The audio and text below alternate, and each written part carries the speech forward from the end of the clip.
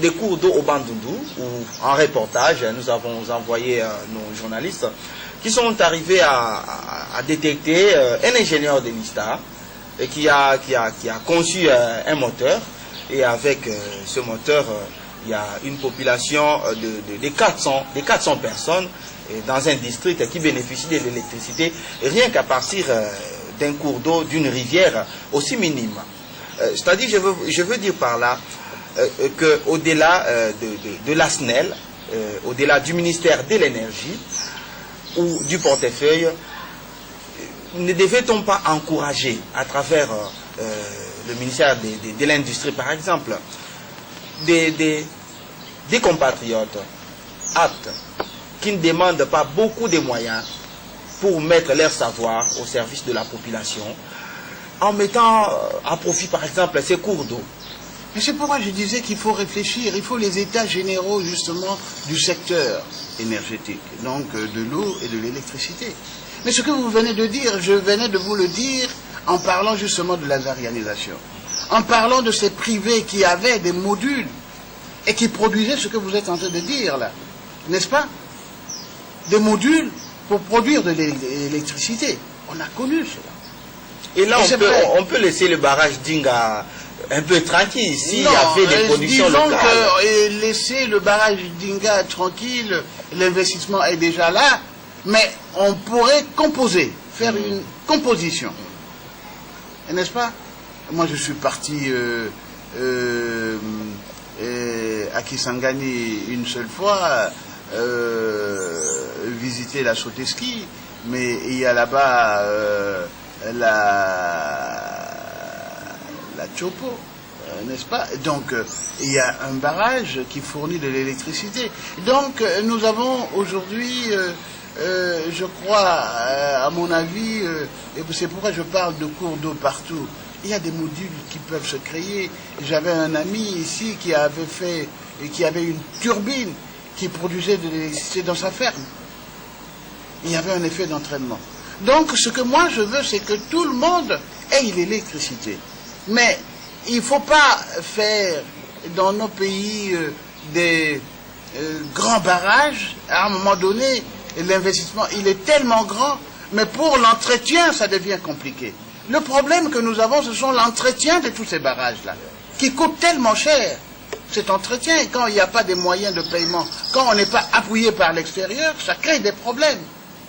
Alors, s'agissant du barrage de Mobaï, Mbongo par exemple, on devait le faire entre trois pays. La République du Zaïre, à l'époque, la République, n'est-ce pas, du Congo, Brazzaville, et la République centrafricaine. Mais les autres sont dégonflés. Par conséquent, nous avons un barrage qui est inopérationnel aujourd'hui, là. Parce que ça coûte cher. Mais nous devons rembourser. Et la SNEL a des problèmes avec les créanciers sauvages qui ont financé justement ce barrage, qui réclament leur argent. Et tout cela, ce sont des choses qu'il faut résoudre. On ne peut pas laisser les choses dans cet état continuer à pourrir. Il faut connaître et il faut savoir résoudre ces problèmes. Quand on ne connaît pas, on ne peut pas résoudre ces problèmes. Mais il faut connaître. Il faut la connaissance des choses pour pouvoir essayer de résoudre ces problèmes-là. Et ça, c'est très important, et c'est pourquoi j'en parle. Il faut qu'on en parle. Mais quand on n'en parle pas, ça pourrit, et alors, c'est la décroissance. Et pour les états généraux de l'énergie que vous venez de proposer là, la crainte chez nous, c'est-à-dire ces forums, ces réunions, c'est que à la fin, ces recommandations sont placées dans des tiroirs, dans les oubliettes, sans effet d'entraînement. C'est parce qu'il n'y a pas de suivi. C'est parce que, quelque part, non, il faut créer l'État. Il faut créer l'État. Il faut qu'il y ait l'État dans notre pays. L'État, c'est comme le nom le dit, c'est un État, c'est-à-dire que c'est immuable, c'est statique, ça reste. Les hommes passent, mais l'État reste. Le général de Gaulle l'a dit, n'est-ce pas? C'est que l'État est solide. On ne joue pas avec l'État. Mais au jour d'aujourd'hui, c'est tout le monde qui joue avec l'État. Au jour d'aujourd'hui, c'est tout le monde qui veut dépêcher l'État.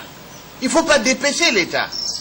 Les hommes qui veulent dépêcher l'État, ce sont des flibustiers, c'est-à-dire des assassins. Ils assassinent le peuple.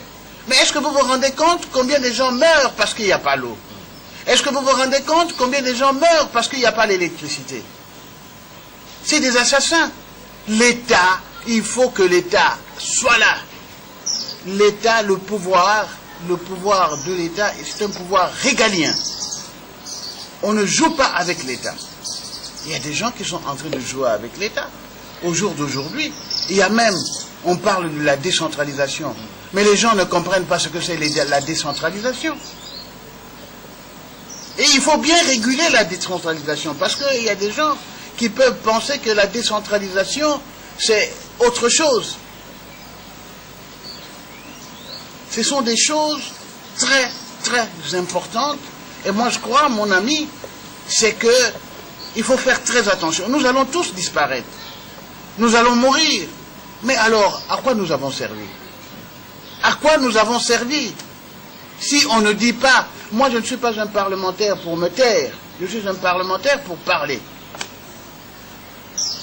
Honorable, dans votre récit tout à l'heure, vous avez noté la crise financière mondiale, étant donné que la régie des eaux et la SNEL ont également bénéficié de l'appui extérieur. Quand ça bouge au niveau international, naturellement, ça aura des répercussions sur l'économie, sur le social de notre pays, surtout que nous sommes encore un pays en développement.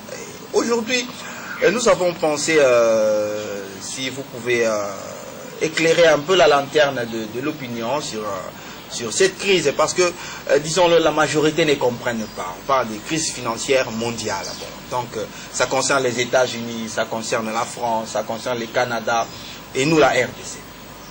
Non, la crise financière concerne tout le monde. Et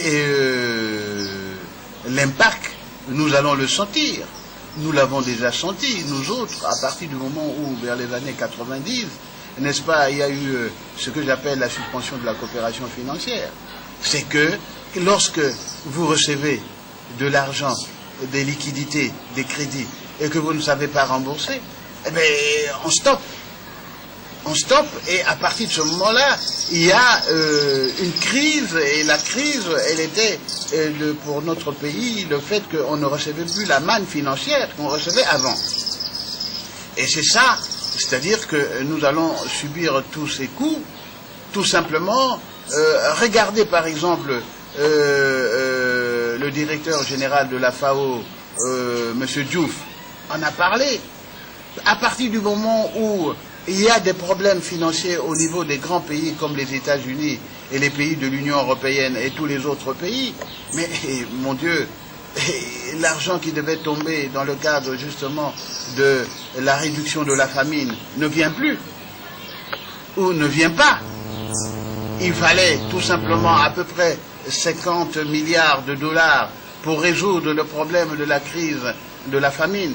Mais eux, ils savent pertinemment bien qu'ils peuvent, eux, sortir 700 milliards de dollars aux États-Unis pour essayer de réguler le problème de la crise qui se peaufine au niveau de ces pays. Et au niveau de l'Union européenne, ils parlent de 360 milliards d'euros.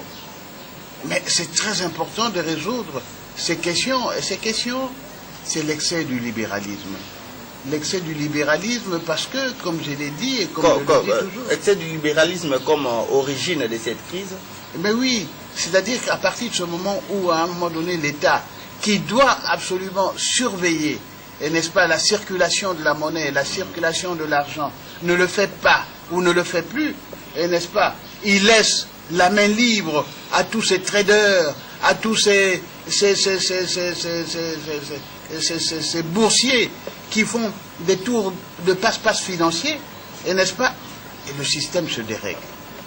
Vous savez, les accords de Bretton Woods, n'est-ce pas, qui sont nés après la dernière guerre, n'est-ce pas, faisaient en sorte que, on fait en sorte que nous ayons ces institutions qui sont la Banque mondiale, qui sont le Fonds monétaire international, pour réguler justement